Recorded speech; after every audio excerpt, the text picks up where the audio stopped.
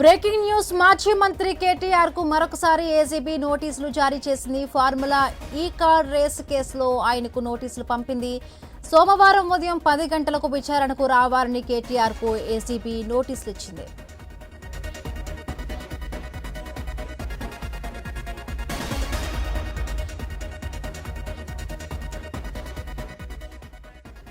మాజీ మంత్రి కేటీఆర్ కు మరొకసారి ఏసీబీ నోటీసులు జారీ చేసింది. ఫార్ములా ఈ కార్ రేస్ కేసులో ఆయనకు నోటీసులు పంపింది. సోమవారం ఉదయం 10 గంటలకు విచారణకు రావాలని కేటీఆర్ కు ఏసీబీ నోటీసులు ఇచ్చింది.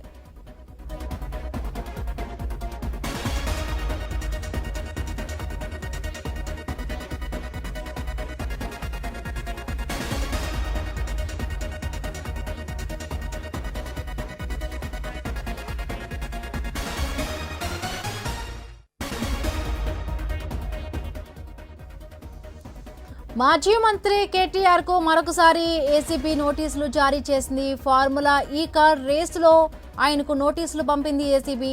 సోమవారం ఉదయం 10 గంటలకు విచారణకు రావాలని కేటీఆర్ కు ఏసీబీ నోటీసులు ఇచ్చింది.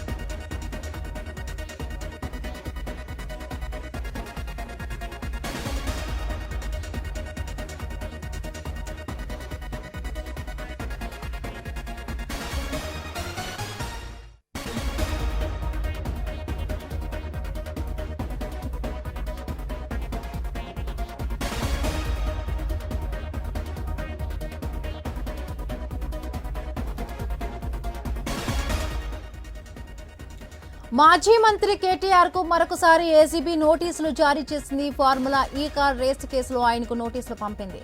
సోమవారం ఉదయం 10 గంటలకు విచారణకు హాజరు కావాలని కేటీఆర్ కు ఏసీబీ నోటీసులు ఇచ్చింది.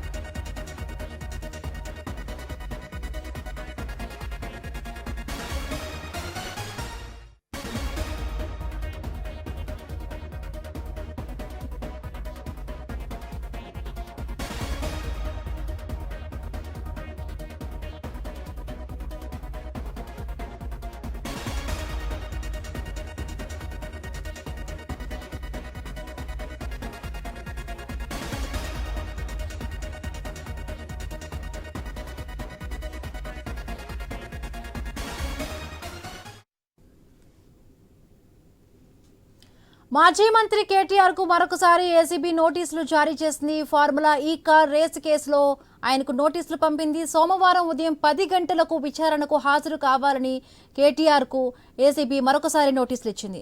రైట్, దీనికి సంబంధించి మరిన్ని పూర్తి అప్డేట్స్ మా ఇన్పుట్ ఎడిటర్ శ్రీకాంత్ అందిస్తారు. శ్రీకాంత్. Good afternoon.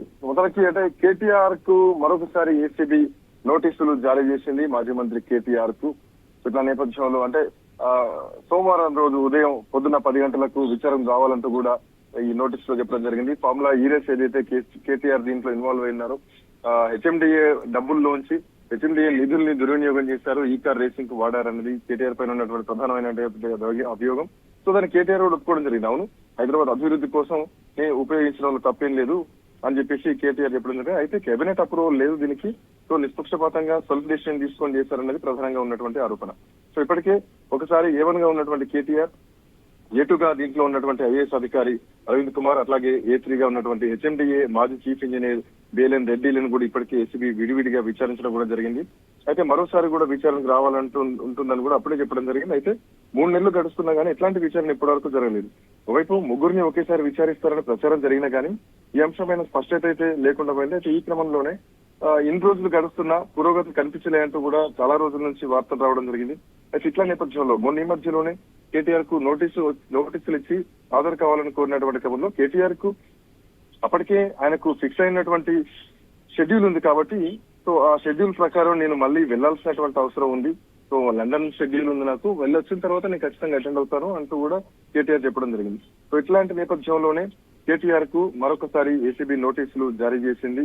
సో జారీ చేసినటువంటి క్రమంలోనే సోమవారం ఉదయం 10 గంటలకు కేటీఆర్ ఏసీబీ ఆఫీస్ లో కేటీఆర్ విచారణకు హాజరు కావాలంటూ కూడా ఏసీబీ ఇప్పటికి నోటీసులు అయితే కేటీఆర్ కు జారీ చేసింది. సో ఇలా నేపథ్యంలో ఖచ్చితంగా అంటే ఇప్పటికే దీనికి సంబంధించి కల్వకుంట్ల కుటుంబం మొత్తం కూడా ఆరోపణలు ఎదుర్కొంటున్నారు. ఇప్పటికే కేసీఆర్ ను కూడా దీంట్లో కేసీఆర్ కు కాళేశ్వరం ప్రాజెక్ట్ సంబంధించిన నోటీసులు వస్తే ఆయన విచారణకు జస్టిస్ ఘోష్ కమిషన్ ముందు హాజరయ్యారు. అటు కేటీఆర్ కూడా నోటీసులు ఇదివరకే ఒకసారి అటెండ్ కావడం జరిగింది, మళ్ళీ రెండోసారి కూడా కేటీఆర్ అటెండ్ కాబోతున్నారు. సో ఏదేమైనా కానీ 10 గంటలకు విచారణకు రావాలంటూ కూడా కేటీఆర్ కు నోటీసులు వచ్చినటువంటి క్రమంలో కేటీఆర్ ఖచ్చితంగా వెళ్తారని అనుకుంటున్నాం. ఇప్పటివరకు కేటీఆర్ దగ్గర నుంచి ఎట్లాంటి రియాక్షన్ రాకపోయినా సో వెళ్ళడానికి మాత్రం పూర్తి అవకాశాలు అయితే ఉన్నాయి. ఖచ్చితంగా వెళ్తానంటూ కూడా ఇదివరకే ప్రకటించారు. సో ఇప్పటికి కూడా చట్టాలను గౌరవిస్తానంటూ చెప్తున్నటువంటి కేటీఆర్ ఖచ్చితంగా వెళ్లే అవకాశాలు అయితే ఎక్కువగా ఉన్నాయి. ఎస్ అంటే శ్రీకాంత్, ఇప్పుడు ఈ రేస్ కి సంబంధించి కూడా అంటే హెచ్ఎండిఏ బోర్డు, ఆర్థిక శాఖ, అలాగే ఆర్బీఐ అనుమతి తీసుకోకుండా అంటే కేటీఆర్ ఇట్లా డబ్బులు మళ్లించడం పైన కూడా ఈ కేసు నమోదైంది. సో ఈ నేపథ్యంలో అంటే ఈ కేసు ఎట్లా ఉండబోవచ్చు, అంటే కేటీఆర్ ఒప్పుకున్నా కూడా దానికి సంబంధించి కూడా అంటే ఎట్లా ఉండబోవచ్చు ఈ కేసు? తప్పకుండా అంటే ఈ ఫార్ములా ఈ రేస్ సంబంధించి చాలా కీలకం. అంటే హైదరాబాద్ బ్రాండ్ ఇమేజ్ ను కాపాడాలి, హైదరాబాద్ లో దీనికి సంబంధించి ఫార్ములా ఈ రేసింగ్ జరగాలి అన్నటువంటి ఉద్దేశంతో ఇందులో ప్రధానమైనటువంటి అంశం. అయితే ఇందులో ఉల్లంఘనలు జరిగినాయంటూ కూడా అటు ఏసీబీ గానీ లేదంటే ప్రతిపక్షాలు కూడా ఆరోపించినటువంటి అంశం. సో ఏదైతే హుస్సేన్ సాగర్ చుట్టూ ప్రత్యేకంగా ఏర్పాటు చేసినటువంటి 2.8 కిలోమీటర్లు అంటే ఆల్మోస్ట్ 2.5 కిలోమీటర్ల పైగా ఒక ట్రాక్ నిర్మించడం జరిగింది. సో 2023 ఫిబ్రవరి 10, 11 తేదీల్లో నిర్వహించినటువంటి మొదటి ఫార్ములా ఈ కార్ల పోటీ. ఈ పోటీకి నిజానికి దేశవ్యాప్తంగా ఉన్నటువంటి చాలా మంది అభిమానులతో పాటు సెలబ్రిటీలు కూడా హాజరు కావడం జరిగింది. అయితే ఇది గ్రాండ్ సక్సెస్ అయింది. సో ఇట్లా నేపథ్యంలో మళ్ళొక్కసారి నిర్వహించాలంటూ కూడా 2024లో ఫిబ్రవరి 10వ తారీఖు నాడు ఇంకొకసారి కూడా నిర్వహించాలని అనుకున్నారు. అయితే డిసెంబర్ 2023లో రాష్ట్రంలో కాంగ్రెస్ పార్టీ అధికారంలోకి వచ్చింది. సో ఒప్పందం ఉన్నటువంటి అంశాలను పాటించలేదు. సో హైదరాబాద్ రేస్ నుంచి నేను తప్పుకుంటున్నట్లు అదే నెలలో ఫార్ములా ఈ ఆపరేషన్స్ కూడా ప్రకటించడం జరిగింది. దాంతో సెషన్ రద్దయింది. అయితే ఈ పోటీల నిర్వహణలో చాలా ఉల్లంఘనలు జరిగినాయంటూ కాంగ్రెస్ ప్రభుత్వం అంటోంది. బోర్డు గాని ఆర్థిక శాఖ నుంచి గాని ఎట్లాంటి ముందస్తు అనుమతి లేకుండానే 55 కోట్ల రూపాయల విదేశీ సంస్థకు హెచ్ఎండిఏ చెల్లింపులు చేసిందన్నది ప్రధానమైనటువంటి అభియోగం. సో దీనిపైన వివరణ ఇవ్వాలంటూ కూడా గతంలో ఏదైతే మున్సిపల్ శాఖ నిర్వహించినటువంటి సీనియర్ ఐఏఎస్ అధికారి అరవింద్ కుమార్ కు ప్రభుత్వం ఇతరులు మెమో కూడా జారీ చేసింది. దానికి సిఎస్ మెమోకి సమాధానం ఇవ్వడం కూడా జరిగింది. ఆ తర్వాత దీని చెల్లింపులు చేశామంటూ కూడా పురపాలక మంత్రిత్వ శాఖ అంటే కేటీఆర్ ఆధ్వర్యంలోనే ఈ ఆయన హ్యాండ్ ఓవర్ లోనే ఇది జరిగింది, ఆయన ఆధ్వర్యంలోనే అంటూ కూడా అప్పుడు అరవింద్ కుమార్ చెప్పడం జరిగింది.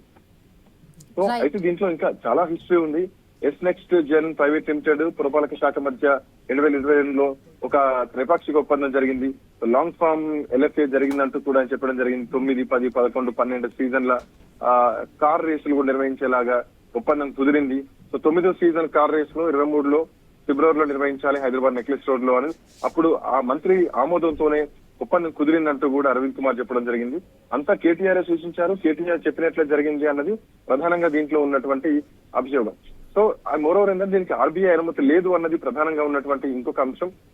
23 కోట్లు చెల్లించడానికి ముందే ఎన్నికల కోడ్ వచ్చింది. అయినప్పటికీ ఎన్నికల కమిషన్ అనుమతి తీసుకోలేదు అంటూ ప్రభుత్వం గుర్తించింది, కాంగ్రెస్ పార్టీ ప్రభుత్వం. ఇంకోటి 43 కోట్ల రూపాయలు ఏవైతే ఉన్నాయో ఇవి పౌండ్లుగా మార్చి ఎక్యూఓకు చెల్లించింది. అట్లాగే ఇట్లా చెల్లించాలంటే రిజర్వ్ బ్యాంక్ అనుమతి తప్పనిసరి కావాలి.